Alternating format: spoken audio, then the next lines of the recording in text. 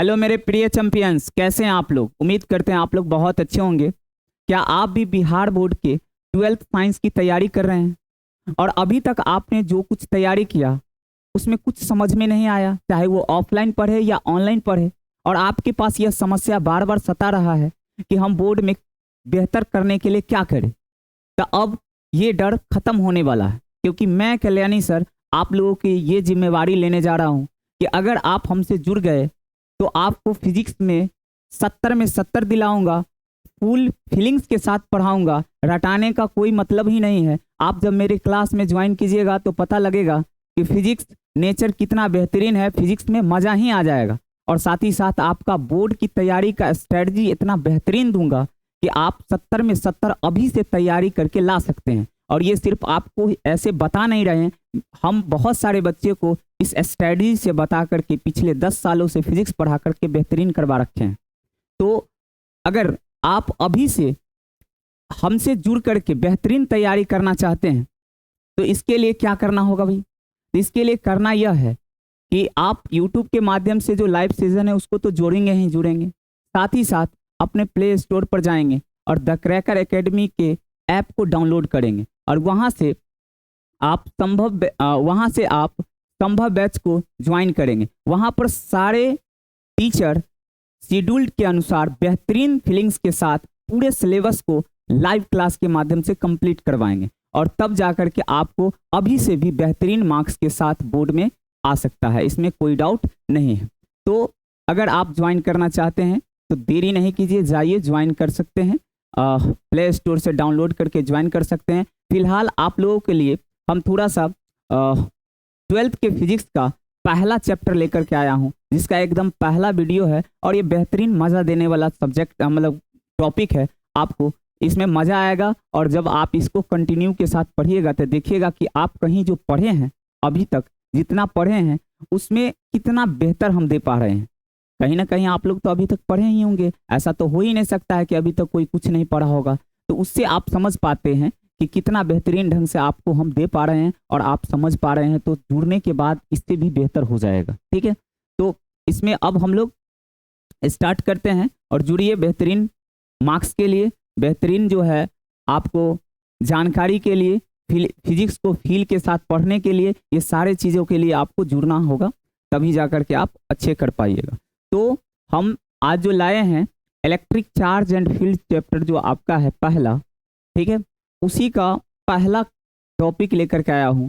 शुरुआत करने जा रहा हूँ ये इस चैप्टर को, और आप कहीं भी अभी तक पढ़े होंगे और हमसे भी थोड़ा सा देख लीजिए कि कितना बेहतरीन हम दे पा रहे हैं। आपको समझ में आ रहा है या नहीं आ रहा है, इस सारी चीज़ों की जानकारी आप इसमें दे सकते हैं। उसके बाद जब लाइव क्लास में जुड़िएगा तब तो मज़ा आएगा ही, इसमें क्या डाउट है। ठीक है, तो मेरे प्यारे बच्चों, बिहार विद्युत आवेश तथा क्षेत्र में हम लोगों को अंदर में पढ़ना क्या है। ठीक है, तो हम लोग देखिए इस विद्युत आवेश तथा क्षेत्र में सबसे पहले स्टार्ट जो हम लोग करते हैं वो आवेश के बारे में करते हैं। आवेश का नाम आप कहीं ना कहीं सुने होंगे, और वो कहाँ सुने होंगे तो 10th में जब करंट इलेक्ट्रिसिटी चैप्टर पढ़े होंगे तो वहाँ पर थोड़ा बहुत आवेश के बारे में समझाया जाता है, लेकिन बच्चों को वहाँ पर उतना डिटेल नहीं समझाया जाता है जितना कि यहाँ पर पढ़ना है। यहाँ पर काफ़ी डिटेल बताया जा रहा है, चार्ज के हर कंडीशनल प्रॉपर्टीज को पढ़ाया जाता है। जैसे आप लोगों का जो पहला चैप्टर है, दूसरा चैप्टर है, जैसा कि हम सिलेबस वाले वीडियो में बताए हैं कि इलेक्ट्रोस्टेट में हम लोग स्थिर आवेशों के प्रॉपर्टीज के बारे में पढ़ते हैं। स्थिर आवेश में जो बल लगता है, विभव होता है, कार्य होता है, ये सारी चीज़ों के बारे में पढ़ना होता है। इलेक्ट्रोस्टेट में 2 चैप्टर डिवाइड किया गया था, जिसमें एक इलेक्ट्रिक चार्ज एंड फील्ड था और दूसरा इलेक्ट्रोस्टैटिक्स पोटेंशियल एंड कैपेसिटेंस था। ये 2 चैप्टर आप इलेक्ट्रोस्टैटिक्स में पढ़ते हैं। ठीक है, और इसके बारे में हम सिलेबस वाले वीडियो में आप जा करके देख सकते हैं कि वहाँ पर हम समझा रखे हैं। और उसमें से पहला चैप्टर जो आपका है इलेक्ट्रिक चार्ज एंड फील्ड, इसमें हम लोगों को सबसे पहले समझना होता है चार्ज क्या है। यहाँ प्रश्न बनता है कि चार्ज क्या है, और इसके बारे में सबसे पहले सोचना प्रारंभ कब हुआ, इस चीज़ों को समझना है। तो देखिए ये चार्ज का जो परिभाषा लिखा हुआ है, ये डायरेक्ट परिभाषा लिख करके आप बहुत कुछ नहीं जान सकते। इसको फीलिंग के साथ जोड़ने के लिए आपको एक जो आवेश का इतिहास है उसको समझना पड़ेगा। तो हम जो है आवेश को परिभाषित करने से पहले आवेश क्या है इसको समझाने से पहले हम एक जो आवेश की कहानी स्टार्ट हुआ था वहां पर से इतिहास स्टार्ट करते हैं। एक्चुअल में कहानी यह है कि आवेश के इतिहास से भले ही परीक्षा में प्रश्न नहीं पूछते हैं, लेकिन जब आप उस इतिहास को पढ़ते हैं, समझते हैं, तो पता चलता है कि आवेश किस तरह के गुण से जुड़ा हुआ है। ठीक है, तो हम लोग एक पेज ऐड करते हैं। इस विद्युत आवेश की परिभाषा को समझने से पहले हम एक पेज को ऐड करके आपको समझाते हैं आवेश का इतिहास। क्या समझते हैं? आवेश का इतिहास। अब हम लोगों को इसमें क्या समझना है सर? आवेश का परिभाषा आप बता देते ज्यादा अच्छा होता। नहीं, इसमें आवेश के इतिहास के बारे में समझना है कि आखिरकार सबसे पहले जो ये आवेश वर्ड है ये कहाँ से आया, किस तरह से वैज्ञानिकों के सामने आया और इसके बारे में वैज्ञानिकों ने किस तरह से सोचना प्रारंभ किया और तब जाकर के हमारे पास आवेश से संबंधित इतना नॉलेज आया, इतनी जानकारी प्राप्त हुआ। ठीक है, तो इसकी जानकारी मेरे भाई, चार्ज की जो जानकारी है उसकी स्टार्टिंग जो है, स्टार्टिंग वो ईसा के 600 वर्ष पूर्व स्टार्ट होता है। ईसा के 600 वर्ष पूर्व स्टार्ट होता है। कितना? ईसा के 600 वर्ष पूर्व। वो वैज्ञानिक, वो जो दार्शनिक थे उनका नाम था थेल्स। आप नाम भी सुने होंगे। ये ग्रीस के थे। कहाँ के थे? ग्रीस के थे। ग्रीस के जो दार्शनिक थेल्स थे उन्होंने इस बात को सबसे पहले जानकारी में लाए। उन्होंने क्या देखा, उन्होंने जब प्रायोगिक रूप से कुछ कुछ कर रहे थे तो उसमें एक एम्बर नामक पदार्थ था। एम्बर नामक पदार्थ था और उस पदार्थ से जब, एम्बर नामक पदार्थ से जब सूती वस्त्र या रेशम के वस्त्र, ठीक है, रेशम के वस्त्र, सूती वस्त्र या रेशम के वस्त्र से इसको जब घर्षित किया, एम्बर नामक पदार्थ को जब उन्होंने सूती वस्त्र या रेशम के वस्त्र से क्या किया? घर्षित किया, या ऊनी वस्त्र कह सकते हैं।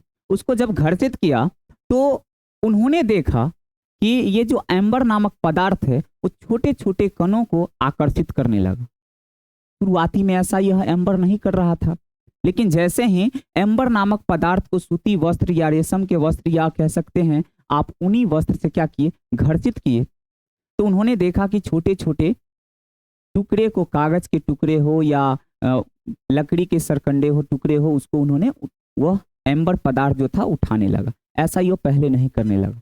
इंटरेस्टिंग बात है। इस बात को आप लोग बच्चा में भी किए होंगे। जब बच्चा में रहता था तो देखा जाता था कि बाल में ऐसे ऐसे करके कलम को घस करके और कागज के छोटे छोटे टुकड़े को उठाते थे, और हम लोग बच्चा में इसको जादू बोलते थे। जिसको जानकारी नहीं था वो क्या बोलता था कि बुआ जादू दिखाते हैं। वो जादू कुछ नहीं था बुआ जी। जादू का मतलब होता है जानकारी से दूर। जादू का सीधा मतलब है जानकारी से दूर। जिस चीजों के बारे में, जिस घटना के बारे में आपको विशेष जानकारी नहीं है, आप साइंस नहीं जानते हैं, फिजिक्स नहीं जानते हैं, और वो घटना ऐसे ऐसे हैं जो बहुत आश्चर्यचकित कर देता है, उस तरह की जानकारी को जब आपके पास जानकारी नहीं है तो जिसके पास जानकारी है वो आपके सामने जब पेश करता है तो उसका नाम रख देता है जादू। तो जादू इस दुनिया में कोई चीज नहीं है, सब क्या है? प्रकृति की घटना है, और वो कहीं ना कहीं फिजिक्स से रिलेट करता है, उस फेनोमेना को समझा जा सकता है। तो जिस तरह से आप बच्चे में क्या करते थे, कलम से घर्षित करके छोटे छोटे कागज को उठा करके अपने दोस्तों के साथ दिखाते थे कि देखिए हमारे पास जादू है, वह कोई जादू नहीं था। वह क्या था? आगे की कहानी में हम समझेंगे कि वो क्या था। अभी फिलहाल वही जादू थेल्स साहब जो है ईसा के 600 वर्ष पूर्व में ही किए थे।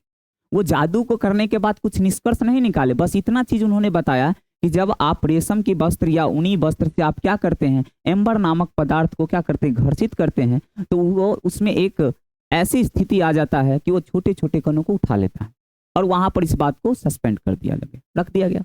फिर इस बात को जब ऐसा घटना को थेल्स साहब ने बताया तो फिर ये बात वहां पर रखा रह गया। 16वीं शताब्दी में, 16वीं 17वीं शताब्दी में जो है, 16वीं तथा 17वीं शताब्दी में जो है, 16वीं तथा 17वीं शताब्दी में इस कहानी को आगे कंटिन्यू किया गया, और अनेकों सारे वैज्ञानिक आए वहां पर इस घटना को दोहराने का काम किया। तो जो बात थेल साहब जो बताए थे वो बात तो सही ही था, लेकिन उसके साथ साथ और ऐसे कई जोड़े मिले जिसमें ऐसा चीजों को देखा गया। जैसे कि अगर मान लीजिए कि का कपड़ा था रेशम का कपड़ा था, और अगर हम क्या कर दिए कि कांच के छड़ को रगड़ दिए, कांच के छड़ को रगड़ दिए, रेशम के कपड़ा में कांच के छड़ को रगड़ दिए, तो सेम जैसा बिहेव हुआ जैसा उन्होंने एम्बर में देखा कि वो छोटे छोटे कणों को क्या करने लगा, अगर आकर्षित करने लगा। या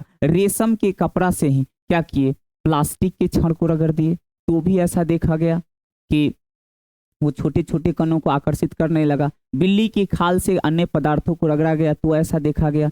इस तरह के बहुत सारे जोड़ा मिल गया जिसमें इस तरह का गुण रगड़न से पहले, घर्षण से पहले ऐसा कुछ नहीं था। उसके अंदर में आकर्षण जो छोटे छोटे कणों को आकर्षित कर रहा था ऐसा कुछ नहीं था, लेकिन जैसे ही जब घर्षित किया गया तो पता चला कि वह छोटे छोटे कणों को उठाने लगा। इंटरेस्टिंग बात था। तब ये बात बनने लगा कि आखिरकार ये कैसे हो रहा है, कहीं ना कहीं इसके पीछे का कोई तो फिजिक्स होगा, कोई तो कारण होगा, तभी जाकर के घर्षित करते हैं तो ऐसा दिखता है और नहीं घर्षित करते तो नहीं दिखता है। तब वैज्ञानिकों जो अपना कंसेप्ट दिया उसके आधार पर सबसे पहले जो है थॉमस ब्राउन जो था, वैज्ञानिक का नाम है थॉमस ब्राउन। उन्होंने बताया कि देखिए कोई भी पदार्थ को जब आप घर्षित करते हैं तो उसमें एक ऊर्जा का रूप आ जाता है, एक ऊर्जा आ जाता है। उस पदार्थ को जब घर्षित करते हैं एक दूसरे में एक ऊर्जा आ जाता है। उस ऊर्जा आने के बाद उस पदार्थ में एक गुण आता है और उस गुण को उन्होंने क्या नाम रखा, उस गुण को उन्होंने नाम आवेश रखा। क्या रखा? आवेश। उस गुण को उन्होंने नाम क्या रखा? आवेश। बोला कि जब हम किसी वस्तु को एक दूसरे से घर्षित करते हैं तो घर्षण के फलस्वरूप उसमें एक ऊर्जा आ जाती है। उस ऊर्जा को आ जाने के कारण उस वस्तु में एक नया गुण आ जाता है। उसी गुण के कारण यह छोटे छोटे कणों को क्या कर रहा है? आकर्षित कर रहा है। और उस गुण का जो नाम रखा गया वो रखा गया आवेश। ठीक है, ये हमारा क्या था? छोटा सा आवेश का इतिहास, जो शुरुआती में ऐसे ऐसे कंसेप्ट आया और उस कंसेप्ट से हमारे पास आवेश शब्द का नाम जुड़ा। ठीक है, अब इस आवेश को जैसे ही नाम प्रचलित हुआ तो इस पर बहुत सारे अनेकों वैज्ञानिकों जो है खोज करना स्टार्ट किए और इसके बाद आगे लंबी कहानी बन जाता है। ठीक है, इस कहानी को हम लोग समझेंगे। फिलहाल आवेश के इतिहास में आपको ये चीज याद रखना है कि थेल्स ने सबसे पहले इस घटना को किया। उसके बाद बहुत सारे वैज्ञानिक ने अनेकों सारे प्रयोग किए और अनेकों सारे प्रयोग के आधार पर इस डिसीजन तक पहुंचे कि जब किसी भी वस्तु को घर्षित किया जाता है तो उस घर्षण के फलस्वरूप उसमें जो एक एनर्जी आता है, उस एनर्जी के कारण उसमें एक नया गुण आता है और उस गुण को कहते हैं आवेश। और वही आवेश के कारण ही यह छोटे छोटे टुकड़े को क्या कर रहा है? आकर्षित कर रहा है। तो जो आप लोग जादू दिखाते थे उसका कारण क्या था? उसका कारण था आवेश। ठीक है, चलिए आवेश के इतिहास को हमने ये छोटा सा भागों में समझा। ऐसे वैज्ञानिक को एनसीईआरटी के हिसाब से सिर्फ थेल साहब का पूरा चीजें दिया हुआ है, और अगर अदर बुक पढ़ते हैं तो अलग अलग वैज्ञानिकों का है जिसमें हम लोग थोड़ा सा देख लिए। ऐसे इतिहास से प्रश्न नहीं बनते हैं, लेकिन जानना जरूरी है कि कैसे कैसे आया हमारे सामने ये समस्या है। ठीक है, चलिए अब हम इस चीजों को जानने के बाद यहाँ पर आवेश की परिभाषा तक पहुंच सकते हैं। अब हमको कोई बोलेगा कि उतना इतिहास थोड़ी बताएंगे, कोई बोलेगा कि इलेक्ट्रिक चार्ज क्या है, तो ऐसा थोड़ी है कि उतना इतिहास बताएंगे कि ये हुआ ये हुआ। अगर हम डायरेक्ट वन लाइन में बोलना चाहे कि क्या है आवेश, तो उतनी कहानी न बनाते हुए भी वैज्ञानिकों ने पूरे चीजों को देखने के बाद उन्होंने बताया कि आवेश किसी वस्तु या पदार्थ का गुण है, एक लाइन का। Charge of properties of matter. जिस तरह से आप लोग 11 में पढ़े होंगे, ठीक है, जिस तरह से आप लोग 11 में पढ़े होंगे कि किसी भी वस्तु का जो द्रव्यमान होता है वो भी उसका गुण है। अगर आप ढंग से पढ़े होंगे 11 तो आपको ये बात पता होगा कि द्रव्यमान भी किसी भी वस्तु का क्या है? गुण है। और उसी द्रव्यमान के कारण दो वस्तुओं के बीच आकर्षण बल लगता है जिसको हम लोग गुरुत्वाकर्षण बल बोलते हैं। ठीक है, उसी प्रकार से वैज्ञानिकों ने इस घटना के बाद यह चीज कंप्लीटली बता दिया कि देखिए जिस तरह से द्रव्यमान एक गुण है, जिसके कारण दो वस्तुओं के बीच आकर्षण बल लगता है, उसी प्रकार से उसी वस्तु में आवेश भी गुण हो जाता है। एक आवेश भी गुण है जो घर्षण के फलस्वरूप हमको मिलता है, और उस गुण का नाम क्या है? आवेश है। क्या नाम है? आवेश है। तो अगर कोई आपको बोले एक लाइन का जी आवेश क्या है, तो आवेश किसी भी पदार्थ या वस्तु का गुण है। Charge is a properties of matter. फिर जब इससे आगे बढ़ेंगे तो इस गुण से क्या होता है भाई? तो यहाँ पर जो हम ये छोटी सी बात देखें कि सरकंडे को या कागज के टुकड़े को क्या कर रहा है? आकर्षित कर रहा है, ये बड़ी बात नहीं है। इससे और बहुत बड़ी बात है जिसके बारे में हम लोग पूरे चैप्टर के अंदर में पढ़ेंगे, और उसी के आधार पर बताया कि जिसके कारण वह वस्तु जो है विद्युत क्षेत्र और चुंबकीय क्षेत्र उत्पन्न करता है तथा इसका अनुभव भी करता है। अब बच्चा ये बात में कंफ्यूज होता है कि सर यहाँ तक तो बात समझ में आ जाता है कि this is a properties of charge, ये नहीं समझ में आया कि इलेक्ट्रिक फील्ड है, मैग्नेटिक फील्ड है, उत्पन्न करता है और इसका वो फीलिंग्स भी करता है, तो ये क्या है? तो घबराने की बात नहीं है। हम लोग इसके अंदर में जब चैप्टर के अंदर में जाएंगे तो विद्युत क्षेत्र क्या है, चुंबकीय क्षेत्र क्या है, इसको क्रिएट कैसे होता है चार्ज के अंदर में और चार्ज के द्वारा, और इसका अनुभव भी ये किस तरह से करता है, ये सारी डिटेलें हम लोग पढ़ेंगे। फिलहाल इतना इसकी परिभाषा को याद रखेंगे। कोई आदमी बोले तो charge is a properties of matter, और यह क्या है? जिसके कारण यह विद्युत क्षेत्र और चुंबकीय क्षेत्र को उत्पन्न करता है तथा इसका अनुभव भी करता है। क्लियर? तो ये चीजें याद है। तो charge is a properties of matter, यहाँ पर एक बात समझ में आया। क्लियर? अब समस्या यह आया कि चार्ज, ये जो गुण आ रहा है किसी वस्तु में, ये चार्ज जो गुण आ रहा है किसी वस्तु में, इसका वैज्ञानिक लोग ने खोजने का प्रयास किया कि कारण क्या है, इस चार्ज का कारण क्या है, ऐसा क्यों हो रहा है। ठीक है, अब ऐसा क्यों हो रहा है इसको प्रामाणिक मॉडल के आधार पर समझा गया है। उसको समझने से पहले इससे जो आगे प्रैक्टिकल किया गया उस चीजों को समझने का कोशिश करते हैं। ठीक है, फिर हम लोग समझेंगे कि आवेश उत्पत्ति का कारण क्या है, आवेश उत्पन्न कैसे होता है। ठीक है, फिलहाल हम लोग इस बात को समझते हैं कि इस प्रैक्टिकल में और क्या किया गया। तो देखिए यहाँ पर जो बेंजामिन फ्रैंकलिन है, नाम है बेंजामिन फ्रैंकलिन नामक वैज्ञानिक, बेंजामिन फ्रैंकलिन नामक वैज्ञानिक, ये अमेरिकी वैज्ञानिक हुआ करते थे। उन्होंने चार्ज के संबंध में अपने एक्सपेरिमेंट को आगे बढ़ाया और उन्होंने देखा कि अगर हम एक क्या ले लेते हैं, रेशम के धागे ले लेते हैं या रेशम के कपड़े ले लेते हैं और इसको हम कांच के छड़ से क्या कर देते हैं, रगड़ देते हैं। रेशम के जो है धागे हैं या कपड़े हैं उसको अगर हम कांच के छड़ से क्या कर देते हैं, रगड़ देते हैं। ठीक है, और दूसरा कि रेशम के ही धागे हैं या कपड़े हैं और उसको हम प्लास्टिक के छड़ से रगड़ देते हैं। ठीक है, तो नॉर्मल सी बात है बुआ जी कि जब हम किसी एक दूसरे से घर्षित करते हैं तो उस पर चार्ज उत्पन्न हो जाता है, ऐसा हमने देखा। तो उन्होंने देखा कि जब कांच को रेशम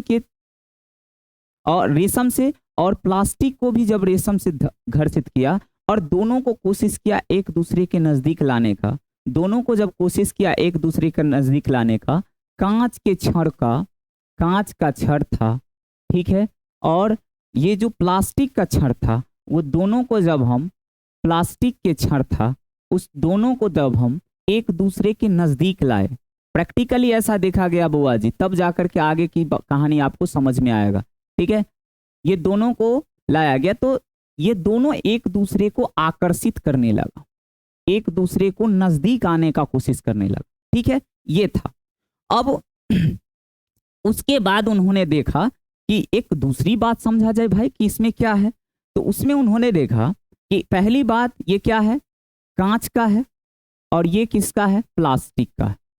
ठीक है, किसका है, प्लास्टिक का है। क्लियर? तो ये दोनों एक दूसरे के नजदीक आने लगे।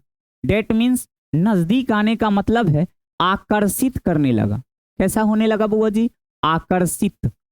आकर्षित होने लगा। ठीक है, क्लियर? अब इस चीजों को उन्होंने फिर क्या किया कि एक और कांच के छड़ को इसी रेशम के धागे में या कपड़े में घर्षित कर लिए और दो कांच के घर्षित किए हुए क्षण को एक दूसरे के नजदीक में लाते हैं। ठीक है, ये कांच है और ये भी क्या है, कांच है। ठीक है, मतलब शीशा है, और दोनों को हम रेशम के कपड़े में घर्षित कर दिए और दोनों को जब एक साथ लाए तो भाई साहब एक नया चीजें मिला हमको। ये दोनों अलग हो रहा था, दूर भागने का कोशिश कर रहा था। दूर भागने की स्थिति में बल को क्या बोलते हैं, प्रतिकर्षण हो रहा था। बउआ जी, क्या हो रहा था, प्रतिकर्षण।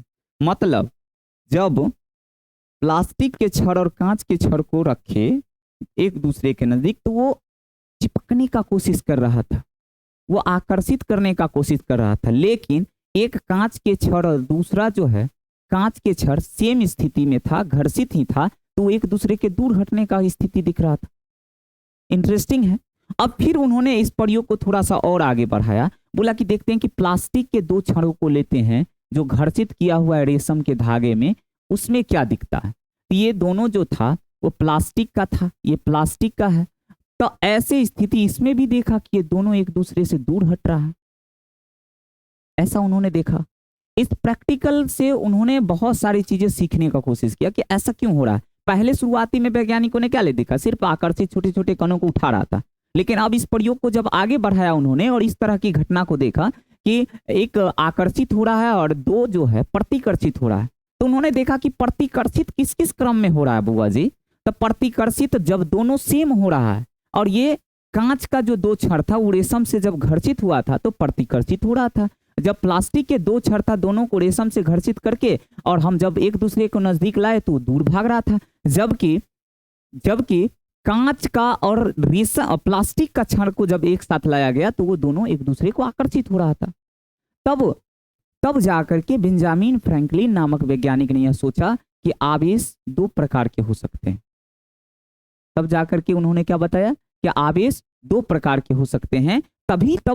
तभी जाकर तो हमारे लिए इस प्रैक्टिकल में दो तरह के कंडीशन दिखाई दे रहा है कि दो कांच के छड़ या दो प्लास्टिक के छड़ एक दूसरे को प्रतिकर्षित कर रहा है, जबकि कांच के छड़ और प्लास्टिक के छड़ पर एक दूसरे का आकर्षित। तो चूंकि ये दोनों पर आवेश की प्रकृति अलग अलग हुआ होगा तब ना आकर्षित कर रहा है, और यहाँ पर दोनों पर सेम रहा होगा या अलग कंडीशन का होगा तभी तो क्या कर रहा है, प्रतिकर्षित कर रहा है। अब इसके आधार पर बेंजामिन फ्रैंकलिन नामक वैज्ञानिकों ने बताया कि आवेश बुआ जी दो प्रकार के। आवेश कितने प्रकार के, दो प्रकार के। तो फिर ये समस्या आया कि आवेश दो प्रकार के, तो फिर ये दो प्रकार का नाम क्या रखा जाए। ये भी तो समस्या था कि आखिरकार ये दो प्रकार का आवेश है तो इसका नाम क्या रखा जाए। सुरेश रमेश लिख दिया जाए, क्या रखा जाए। तो फिर इस समस्या का समाधान उसने ढूंढने के लिए क्या किया कि फिर से इस प्रैक्टिकलों को आगे बढ़ाया। कि यहां पर उन्होंने देखा कि जैसे कांच के छड़ है और कांच के छड़ है और प्लास्टिक के छड़ था, तो दोनों जब आने का कोशिश कर रहा था ना, उन्होंने देखा एक बात सोचते हैं, इसको आने देते हैं, देखते हैं कि क्या होता है। ठीक है, तो उन्होंने आने दिया, मतलब कि दोनों के एक दूसरे के चिपकने दिया। जब सट गया, सटने के बाद थोड़ा देर के बाद हट गया और पता चला कि इसमें जो छोटे छोटे कणों को आकर्षित करने का गुण था और इसमें जो छोटे छोटे कणों को आकर्षित करने का गुण था वो दोनों समाप्त हो गया। इंटरेस्टिंग। पहले क्या था, जब इसको घर्षित किए तो छोटे छोटे कण को उठा रहा था, इसको भी घर्षित किए, इसको भी छोटे छोटे कण को उठाने का गुण आ गया। जब ये दोनों को एक दूसरे के नजदीक रखे थे, चिपकने का कोशिश किया, और जब चिपकने नहीं दिया गया था चिपकने का कोशिश कर रहा था। जब चिपकने दिया गया और तब दोनों को अलग किया गया तो पता चला इसमें वो वाला जो गुण था आकर्षित करने का वो गायब है। फिर वैज्ञानिकों ने सोचा कि आखिरकार ऐसा क्या हो सकता है। तो उन्होंने सोचने के क्रम में यह सोचा कि अगर मैथ में हम -1 लेते हैं और प्लस इसमें 1 जोड़ देते हैं तो पता चलता है 0 होता है। यही तो है कि अगर मान लीजिए 2 रुपया कर्जा है और 2 रुपया आपके जेबू में किसी को दे दिए तो 0 हो गया। सेम चीज, सेम कंसेप्ट को यहाँ पर अप्लाई करके वैज्ञानिकों ने इसका नामकरण कहा कि अगर ये दोनों चिपकने के बाद 0 हो जा रहा है, इसका यह अर्थ है कि ये एक कांच पर या प्लास्टिक पर किसी एक पर पॉजिटिव और किसी एक पर नेगेटिव चार्ज आया होगा और दोनों जब जुड़ा होगा तब पता चला होगा कि 0 होगा। इसी तरह से जो आवेश का नामकरण जो दो प्रकार का था उसको रखा गया, एक का धन आवेश नाम, एक का कौन सा आवेश, धन, और दूसरा ऋण आवेश। क्या आप लोगों को ये बात समझ में आ रहा है कि आवेश का सुरेश रमेश नाम क्यों नहीं रखा गया? क्योंकि नाम रखने के पीछे उसके कुछ प्रैक्टिकली लॉ होगा, तभी जाकर के नाम रखाएगा। इसलिए यहाँ पर ये अब जैसा देखा गया ऐसा देखा जाता है कि कांच के छड़ में बउआ जी, कांच के छड़ में जो है ऐसा माना गया है कि पॉजिटिव चार्ज आता है। कौन सा चार्ज? Positive charge. जब कांच के छड़ को रेशम में घर्षित करोगे तब पॉजिटिव चार्ज आएगा, और जब रेशम के कपड़े से प्लास्टिक को करोगे तो निगेटिव आता है। कैसा आता है? निगेटिव आता है। तो अब आप यहाँ पर समझिए, अब यहाँ पर आप समझिए कि कांच के छड़ दोनों पर क्या आया, यहाँ पर पॉजिटिव आया, और यहाँ पर क्या आया, ये भी पॉजिटिव आया। क्लियर? ये भी पॉजिटिव आया। अब यहाँ पर देखा जाए तो प्लास्टिक का था, कांच वाला में ही दोनों लगा दिए क्या? कांच की छड़ नहीं भाई, प्लास्टिक का छड़। यहाँ पर क्या था? प्लास्टिक का छड़। क्या था? प्लास्टिक का छड़। चलो, तो यहाँ पर था कि ये कांच का था, ये प्लास्टिक का ना था, तो प्लास्टिक वाला में पॉजिटिव नहीं मेरे भाई, क्या होगा? निगेटिव है। प्लास्टिक वाला में निगेटिव, प्लास्टिक में निगेटिव, प्लास्टिक में देखा गया कौन सी बुआ? निगेटिव आवेश। और कांच के छड़ में क्या दिखा गया? पॉजिटिव। कांच के छड़ में क्या दिखा गया? पॉजिटिव। अब देखिए कि कांच के छड़ वाला में दिखा गया पॉजिटिव और प्लास्टिक के छड़ वाला में निगेटिव। तो देखिए निगेटिव निगेटिव एक दूसरे को दूर भगा रहा है, और पॉजिटिव पॉजिटिव भी एक दूसरे को दूर भगा रहा है, जबकि इसमें पॉजिटिव और इसमें जो आया है निगेटिव, इसमें ये दोनों एक दूसरे को आकर्षित कर रहा है। ठीक है, तो इस तरह से इस प्रैक्टिकल के आधार पर बेंजामिन फ्रैंकलिन नामक वैज्ञानिकों ने आवेश को दो प्रकार बताया, धन आवेश और ऋण आवेश। क्या बताया? धन आवेश और ऋण आवेश। और उन्होंने इस प्रैक्टिकल के आधार पर यह चीज भी क्लियर करने का कोशिश किया कि दो सजातीय आवेश जो होते हैं, दो सजातीय आवेश जो होते हैं, दो सजातीय आवेश एक दूसरे को क्या करते हैं? देखिए बुआ, सजातीय मतलब सेम जात, मतलब पॉजिटिव तो दोनों पॉजिटिव, नेगेटिव तो दोनों नेगेटिव, तो दोनों में देखिए एक दूसरे को दूर हटने का काम कर रहा है। तो दो सजातीय आवेश एक दूसरे को क्या करते हैं?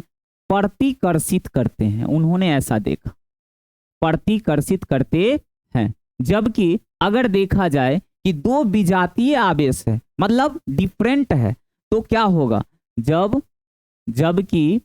जबकि दो विजातीय आवेश क्या करते हैं बुआ जी? दो विजातीय आवेश एक दूसरे को आकर्षित करते हैं। इस प्रैक्टिकल से इन्होंने ये चीजों को बताया। ठीक है, क्लियर है सभी आदमी? ठीक है, अब देखिए ये नॉर्मल भी है बुआ कि जो सेम प्रकृति का होता है एक दूसरे का रिपल्सन करता है, जबकि डिफरेंट प्रकृति का क्या होता है? आकर्षण होता है। क्या आपको कभी ऐसा दिखता है अभी के जमाने में, लेकिन नॉर्मली सामान्य तो नहीं देखे होंगे कि लड़का लड़का से प्रेम कर रहा है? ऐसा देखे नहीं देखे होंगे। लड़की लड़की से प्रेम कर रहा है, ऐसा नहीं। हमेशा लड़का को लड़की से प्रेम होता है। प्रेम होना मतलब क्या है? आकर्षण है, अट्रैक्शन है। और झगड़ा करते हुए कभी आप ऐसा देखे हैं लड़का और लड़की में झगड़ा हो रहा है? अगर हो रहा है तो एक्सेप्शनल है। झगड़ा लड़का लड़का में होगा, लड़की लड़की में झोटा झोटी होगा, लड़का लड़का में फैटम फैटी होगा, लड़का लड़की में प्यार मोहब्बत की बात ही नहीं होगा। कहानी यहाँ पर भी सेम देखिए, प्रकृति सेम चीजों को लेकर के जा रहा है कि नहीं? कि पॉजिटिव क्या कर रहा है? रिपल्स कर रहा है, लड़ रहा है, आपस में दूर भाग रहा है, वाटा नहीं करना है। जबकि यहाँ पर देखा जाए कि पॉजिटिव और निगेटिव मतलब लड़का लड़की चिपकने का कोशिश कर रहा है। समझ रहे हैं? तो यहाँ पर जो प्रकृति का लॉ है उसी से लेकर के यहाँ पर इंटरेस्टिंग ढंग से आप इस बातों को समझ पाते हैं। और इससे आपको याद रखना है कि पॉजिटिव रिपल्स करता है, निगेटिव रिपल्स करता है, पॉजिटिव निगेटिव अट्रैक्ट करता है। क्लियर? इतना चीज हम लोग प्रैक्टिकली आधार पर बता रहे हैं। बुआ जी जो भी बात हम तुमको ऑथेंटिक बता रहे हैं वो सब अकॉर्डिंग टू एनसीईआरटी। एनसीईआरटी बेहतरीन बुक है, आप उसको अगर ढंग से पढ़िएगा तो मजेदार ढंग से। तो हम आपको एक एक कंटेंट को एनसीईआरटी के हिसाब से कंप्लीटली बता रहे हैं, और उसके साथ ही साथ आपको वो सारे बुक फॉलो कर सकते हैं जो आप पढ़ते हैं, कोई दिक्कत नहीं। सबसे आपको मजे आएगा जब आप पूरी क्लास कर लेते हैं। तो यहाँ पर हमने आवेश की उत्पत्ति के स्थिति को देखा और यहाँ पर हम आवेश को दो प्रकार में बांटा। इससे क्लियर हो गया कि आवेश कितने प्रकार के, तो दो प्रकार के। चलिए अगला हमारा जो है आवेश के दो प्रकार हम लोग यहाँ पर देखेंगे। तो अभी तुरंत पढ़े कि आवेश दो प्रकार के होते हैं, धन आवेश और ऋण आवेश। क्यों आया ये बताए हमने, किसने बताया, तो बेंजामिन फ्रैंकलिन ने बताया। ये अमेरिकी वैज्ञानिक थे और नामकरण आर का सारा कहानी हम बता दिए। चलिए अब कोई आदमी कहेगा कि सर धन आवेश किसको कहेंगे, ऋण आवेश किसको कहेंगे, ये समझना है कि ये दोनों आवेश का जो नाम आप रख दिए सर, तो किसको उसको परिभाषित कैसे करेंगे। वो पूरे प्रैक्टिकल तो किसी को नहीं ना बताएंगे, और बताएंगे भी तो उसके पीछे का कुछ कारण होगा। तो इसको क्या बोलेंगे, इसको परिभाषित कैसे करेंगे, इसके लिए आपको पता करना होगा कि आवेश की उत्पत्ति का कारण क्या है। जो इतनी कहानी चला है एक दूसरे का आकर्षण विकर्षण वैज्ञानिकों ने नामकरण करते जा रहा है, ये सारी घटनाओं का कारण क्या है। तो वैज्ञानिकों के दिए गए कारणों को पहले समझेंगे, तब जाकर के हम लोगों को धन आवेश और ऋण आवेश का क्या मिलेगा, परिभाषा मिलेगा। तो पहले हम लोग समझते हैं आवेश की उत्पत्ति का कारण। आवेश के उत्पत्ति का कारण, इस चीजों को समझते हैं, ठीक है। जब तक आवेश की उत्पत्ति का कारण नहीं समझेंगे तब तक हम निगेटिव चार्ज और पॉजिटिव चार्ज को परिभाषित नहीं करेंगे और इससे आगे की कोई भी कहानी नहीं पढ़ पाएंगे, ठीक है। तो अब समझते हैं कि क्यों हो रहा था। पहले क्या हो रहा था वो जान रहे थे, अब ये समझते हैं कि क्यों हो रहा था। जब वैज्ञानिकों ने इस पर प्रयोग करने के बाद, एक्सपेरिमेंट करने के बाद, जब उन्होंने विभिन्न प्रकार के नियमों को लागू किया और सारे चीजों को समझने का कोशिश किया, तब पता चला कि इसका कारण क्या है। कारण समझिए, थोड़ा सा हम बेसिक की ओर ले चलेंगे, क्योंकि वो ये फर्स्ट क्लास है और हम लोगों को फर्स्ट क्लास अगर ढंग से समझ लेते हैं तो आगे की कहानी समझने में किसी तरह का कोई दिक्कत नहीं होगा, गारंटी, ठीक है। और चूंकि चार्ज जो है बहुत माइक्रोलिज्म जैसे जा रहा है कि बहुत छोटे प्रकार से स्थिति में है, तो हम चार्ज को अपनी आंखों से देख भी नहीं पाते, बस इस चीजों को देखते कि वो आकर्षित कर रहा है, लेकिन उसको देख नहीं सकते। अब 11th में आप कार चलाते हुए जा रहे हैं तो बेग पढ़े, टर्न पढ़े, बहुत सारी चीजें पढ़े, तो उसको आप देख सकते हैं ऐसी स्थिति में। लेकिन ये थोड़ा सा ऐसी स्थिति में है, बहुत जीरो से लेकर के गया है, फिर इसमें वैसा भी स्थिति आएगा जिसमें आप देख नहीं सकते हैं, ठीक है। तो उत्पत्ति, आवेश की उत्पत्ति का कारण को समझते हैं कि क्या है। वैज्ञानिकों का जो दिया गया कंसेप्ट है वो परमाणुक मॉडल है। बोला आवेश की उत्पत्ति का कारण परमाणुक मॉडल के आधार पर ही समझना पड़ेगा। परमाणुक मॉडल क्या होता है, आप लोग 11 में समझे होंगे कि एक परमाणु के अंदर में जो मूल कण होते हैं बुआ जी, वो क्या होता है, 3 गो होता है, इलेक्ट्रॉन होता है, प्रोटॉन होता है और न्यूट्रॉन होता है। तो आप लोगों को यहाँ पर समझना है कि एक परमाणु के अंदर में, एक परमाणु के अंदर में जो है, परमाणु के अंदर में क्या क्या चीजें होती है। तो अंदर में होता है बुआ जी, प्रोटॉन होता है, क्या होता है, प्रोटॉन, और इलेक्ट्रॉन होता है, क्या होता है बुआ जी, इलेक्ट्रॉन होता है, ठीक है, और एक न्यूट्रॉन होता है। आप लोग परमाणु के आधार पर समझने जा रहे हैं, परमाणुक मॉडल के आधार पर चार्ज के कारण समझने जा रहे हैं, तो आपको ढंग से समझना पड़ेगा ताकि इससे संबंधित जो आगे कोई भी प्रॉब्लम होगा वो आराम से सॉल्व हो जाएगा। तो न्यूट्रॉन एन होता है, और बताया जाता है कि ये बुआ जी एक परमाणु है, उस परमाणु के केंद्र में प्रोटॉन और न्यूट्रॉन होता है, और इलेक्ट्रॉन जो होता है बुआ जी वो चारों तरफ एक निश्चित कक्षा में क्या करते हैं, चक्कर लगाते रहते हैं। यही कहानी था, हम लोग 11 क्लास में इस चीजों को पढ़ रखे हैं, पढ़े हैं, और अगर नहीं भी पढ़े हैं तो यहाँ समझ लेना है कि एक परमाणु के अंदर में 3 कण होते हैं, इलेक्ट्रॉन, प्रोटॉन और न्यूट्रॉन। और प्रकृति में प्रोटॉन को जो है, प्रोटॉन पर पॉजिटिव चार्ज बोला गया। प्रोटॉन पर कौन सा चार्ज, पॉजिटिव चार्ज। प्रोटॉन पर बताया गया है कि पॉजिटिव चार्ज होता है, ठीक ना, कौन सा चार्ज बुआ जी, पॉजिटिव चार्ज। इलेक्ट्रॉन पर बताइए तो आप लोग कौन सा चार्ज होता है, पॉजिटिव चार्ज होता है, किस पर, प्रोटॉन पर, और इलेक्ट्रॉन पर नेगेटिव चार्ज होता है, क्या होता है बुआ, नेगेटिव चार्ज होता है। अब बताइए न्यूट्रॉन पर क्या चार्ज होता है, नो चार्ज, मतलब 0 चार्ज होता है, नो चार्ज होता है। बोलेगा सर जी चार्ज समझाने जा रहे हैं, आज चार्ज ही बता दिए कि पॉजिटिव होता है नेगेटिव होता है। हाँ बुआ, इस चीजों को आगे भी समझेंगे कि चार्ज जो है, उन जो आप पढ़े हैं वो चार्ज उत्पन्न नहीं होता है, इसका विनाश नहीं होता है। ये law of conservation of charge में ये चीज बताया गया है। बस हम अभी उत्पत्ति का कारण समझ रहे हैं। ये उत्पन्न प्रकृति में पहले से हो रखा है। इस चीजों को हम आगे और डिटेल करेंगे, क्योंकि एक क्लास में आपको सारी बातें क्लियर हो जाए ये ऐसा संभव ही नहीं है, क्योंकि बहुत बड़े मिस्ट्री को हम लेकर के यहाँ पर आए हैं, रहस्य है ये, ठीक ना। तो यहाँ पर पॉजिटिव चार्ज प्रोटॉन पर और निगेटिव चार्ज इलेक्ट्रॉन पर, नो चार्ज किस पर, न्यूट्रॉन पर। अब आप लोग जान रहे होंगे कि अगर इसमें अगर आपको बेसिक बात हम पूछ दे कि बताइए बउआ एक सोडियम है, बेसिक बात है कि अगर सोडियम है तो सोडियम के परमाणु संख्या 11 है, तो इसका सीधा अर्थ क्या होता है? सीधा अर्थ होता है कि इस सोडियम में जो है 11 गो प्रोटॉन होगा और 11 गो इलेक्ट्रॉन होगा। ये चीजें हैं कि अगर कोई भी परमाणु का संख्या लिखा रहता है, परमाणु संख्या, तो उसमें number of electron equal to number of proton होता है। हाँ, न्यूट्रॉन की संख्या आगे पीछे हो सकता है, इसमें हमको न्यूट्रॉन से लेना भी कुछ नहीं है, क्योंकि न्यूट्रॉन पर निगेटिव जीरो चार्ज होता है। तो अगर आपके पास सोडियम के पास कहा जाए तो 11 गो प्रोटॉन और 11 गो इलेक्ट्रॉन होता है। हमने अभी बताया कि प्रोटॉन पर पॉजिटिव चार्ज और इलेक्ट्रॉन पर निगेटिव चार्ज होता है। हाँ, याद इस बात को भी रखना है कि जितना चार्ज प्रोटॉन पर होता है उतना ही चार्ज इलेक्ट्रॉन पर होता है। अब कितना होता है वो आगे बताएंगे, फिलहाल इतना सोचना है कि दोनों पर सेम चार्ज होता है, और सेम चार्ज होने के बाद दोनों पर प्रकृति चेंज होता है, एक पॉजिटिव और एक निगेटिव होता है। तो यहाँ पर 11 गो प्रोटॉन 11 गो इलेक्ट्रॉन, मतलब 11 गो पॉजिटिव को अगर हम 11 गो निगेटिव जोड़ दे तो सीधे आ जाता है 0। अर्थात आप लोग अभी तक जान चुके हैं कि जो परमाणु होता है, परमाणु विद्युततः उदासीन होता है। परमाणु क्या होता है? उदासीन होता है। तुम लोगों को पता होनी चाहिए, उदासीन होता है। डेट मीन्स इस पर कोई चार्ज नहीं है। सेम चीज बोलेगा सर परमाणु पढ़ाने लगे।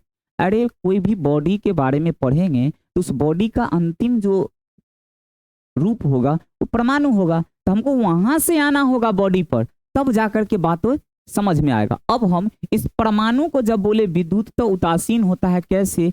तो जितना प्रोटॉन उतना ही इलेक्ट्रॉन सर, प्रोटॉन पर जितना चार्ज पॉजिटिव होता है उतना ही निगेटिव चार्ज होता है। जब दोनों को जोड़ दीजिएगा सर तो 0 आता है, इसलिए कोई परमाणु के अंदर में परमाणु पर जो है टोटल आवेश 0 होता है, अतः वो उदासीन होता है। प्रश्न ये भी बन जाएगा कि परमाणु विद्युत तो होते हैं धनात्मक ऋणात्मक उदासीन, इनमें से कोई नहीं, तो आप उदासीन लगाइए। क्लियर?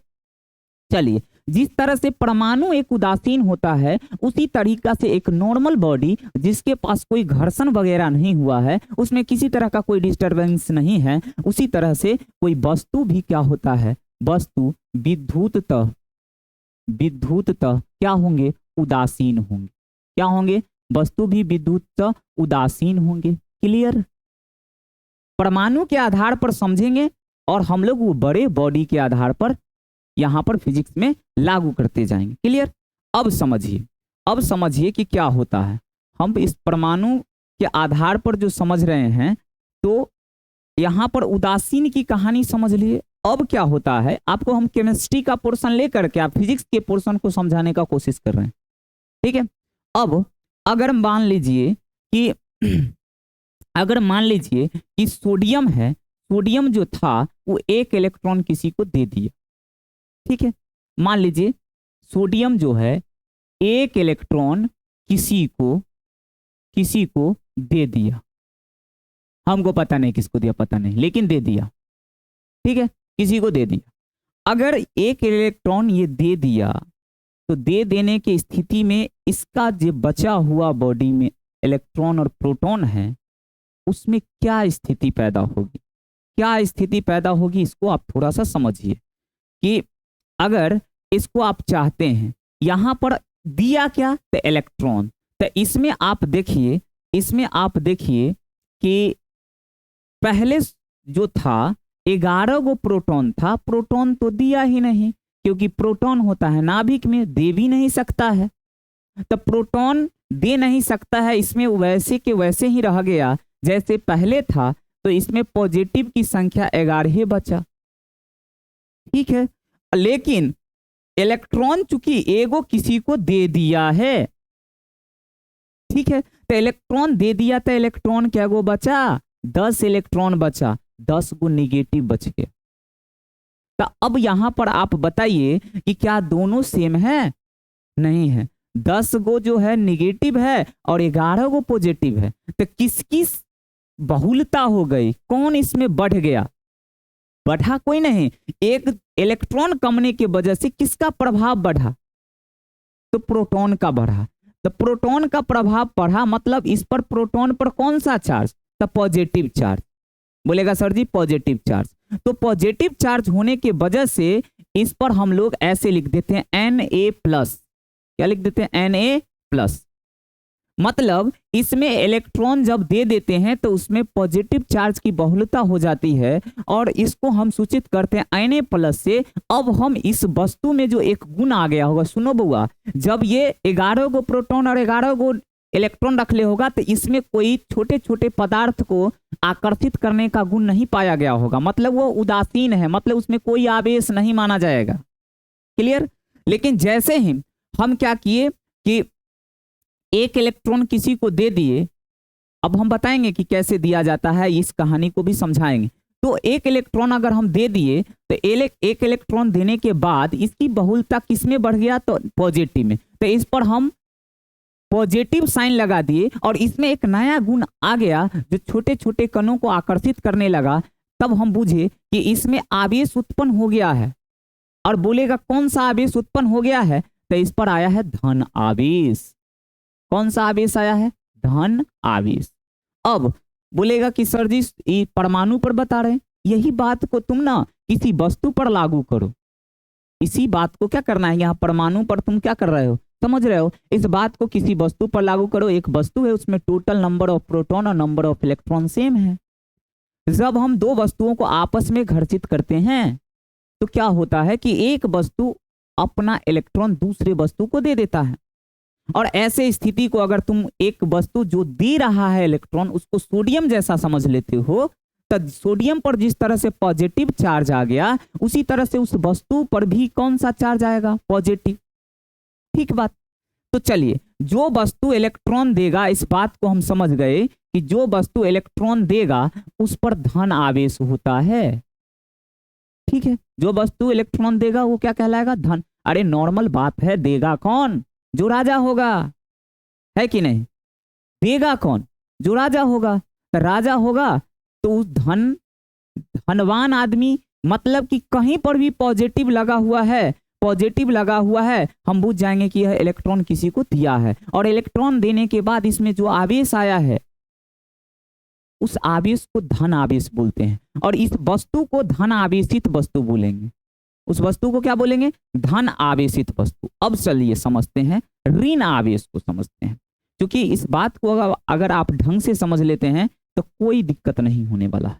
अब ऋण आवेश को समझने के लिए हम लोग एक ऐसे तत्व की जानकारी लेते हैं जो आपके लिए क्या हो, जानकारी में पहले से हो। अब मान लीजिए एक क्लोरीन लेते हैं, ठीक है। अब क्लोरीन का परमाणु संख्या बुआ जी 17 होता है, ठीक है। अब 17 है, इसका मतलब 17 गो इसमें प्रोटॉन होगा सर जी और 17 गो इलेक्ट्रॉन होगा सर जी। इस पर पॉजिटिव चार्ज है और इस पर निगेटिव चार्ज है। क्लियर? चलिए, कितना चार्ज होता है ये बाद में बताएंगे, इसके लिए घबराने की कोई बात नहीं है, बहुत लंबी कहानी चलेगा अभी, ठीक है। तो 17 और 17। अब समझिए कि मान लीजिए कि जो सोडियम दे रहा था, आप सोडियम जो दे रहा था वहां पर एक इलेक्ट्रॉन, वो कौन ले रहा था? सपोज कीजिए सोडियम ले रहा था, सॉरी क्लोरीन ले रहा था। सोडियम जो वहां एक इलेक्ट्रॉन दे रहा था, वो लेने वाला समझ जाइए कि जो परमाणु है वो कौन है? क्लोरीन है। चलिए, तो अगर आप क्लोरीन को एक इलेक्ट्रॉन देते हैं, Cl को एक इलेक्ट्रॉन देने पर क्या हो जाता है बुआ जी? एक इलेक्ट्रॉन आप देते हैं तो आपको 17 गो प्रोटॉन होगा, इसमें कोई दिक्कत नहीं है। क्योंकि प्रोटॉन बेचारा एकदम नाभिक में सुता हुआ है, पड़ा हुआ है, उसको कोई लेना देना नहीं है बाहरी वातावरण से, बाहर कौन दे रहा है ले रहा है उससे उसको कोई मतलब नहीं। जो भी कार्यक्रम को संपादित कर रहा है वो हमारा इलेक्ट्रॉन है। ठीक है, अब चूंकि एक क्लोरीन को एक इलेक्ट्रॉन दिया है तो क्लोरीन में इलेक्ट्रॉनों की संख्या बउआ जी हो जाएगा 18, और इलेक्ट्रॉनों की संख्या जो है 18 होने के बाद तुमको इसमें बहुलता किसका लग रहा है? जिस तरह से सोडियम में अगर आप देखते हैं तो सोडियम में आप देख सकते हैं कि उसमें पॉजिटिव की बहुलता हो गई थी, उसी तरीका से इसमें कौन बढ़ गया? कौन बढ़ गया भाई? तो निगेटिव बढ़ गया। इसीलिए जैसे ही क्लोरीन एक इलेक्ट्रॉन को ग्रहण किया तो इसमें Cl और ऊपर में माइनस लिख देते हैं, Cl और इसमें माइनस ले लेते हैं। ठीक है, और इसमें अब जैसे ही इलेक्ट्रॉन की बढ़ोतरी हुआ तो इसमें फिर से जो पहले क्लोरीन था उसमें किसी तरह के आवेश नहीं था, मतलब टोटल आवेश 0 था, तो उसमें कोई किसी विशेष प्रकार का गुण नहीं था। जैसे ही यह एक इलेक्ट्रॉन को लिया तो इसमें भी उस गुण की उपस्थिति देखा गया जो छोटे छोटे कणों को आकर्षित कर रहा था, जिसको हम आवेश बोले थे। क्योंकि इसमें इलेक्ट्रॉन की अधिकता हुआ है अर्थात निगेटिव की संख्या बढ़ गया, इसीलिए इस पर उत्पन्न आवेश को हम लोग बोलते हैं ऋण आवेश। क्या बोलते हैं? ऋण आवेश। क्या बोलते हैं? ऋण आवेश।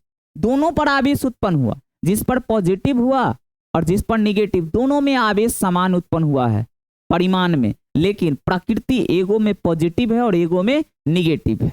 बात क्या समझ में आया? और इस तरह से आप समझते हैं कि Na+ जो होता है वो Cl- जो बनता है, इसमें कंडीशन यह है कि Na एक इलेक्ट्रॉन क्लोरीन को दे दिया और दोनों जो है एक पॉजिटिव एक निगेटिव, दोनों चूंकि एक दूसरे का निगेटिव प्रकृति का है तो हमने देखा एक दूसरे के विपरीत प्रकृति का है तो हम जानते हैं कि दोनों एक दूसरे को कैप्चर सटाएगा, तो ऐसी स्थिति में सट जाता है और ये सट गया तो NaCl जो बनता है फिर विद्युत तो उदासीन हो जाता है और ये अणु कहलाता है। फिर ये अणु बड़ा होते होते होते बड़े सब्सटेंस बनाएगा, फिर घर्षण करेगा। ये सारी चीजों को मेरे भाई, ये सारी चीजों को हम लोग कहां पर सेट कर लेंगे? तो हम लोग जो सेट करेंगे वो यहां पर। तो जिस तरह से कोई वस्तु मतलब परमाणु जो है सोडियम जो है इलेक्ट्रॉन को दिया तो उस पर एक पॉजिटिव चार्ज आया, और जिस तरह से क्लोरीन लिया तो उस पर निगेटिव चार्ज हुआ। उसी बात को बड़े स्तर पर लागू कर दीजिए कि अगर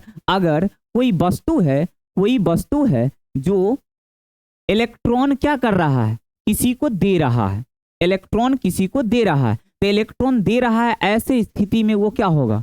धन आवेशित होगा। अब कोई वस्तु है जो इलेक्ट्रॉन ले रहा है तो ऐसी स्थिति में ऋण आवेशित होगा।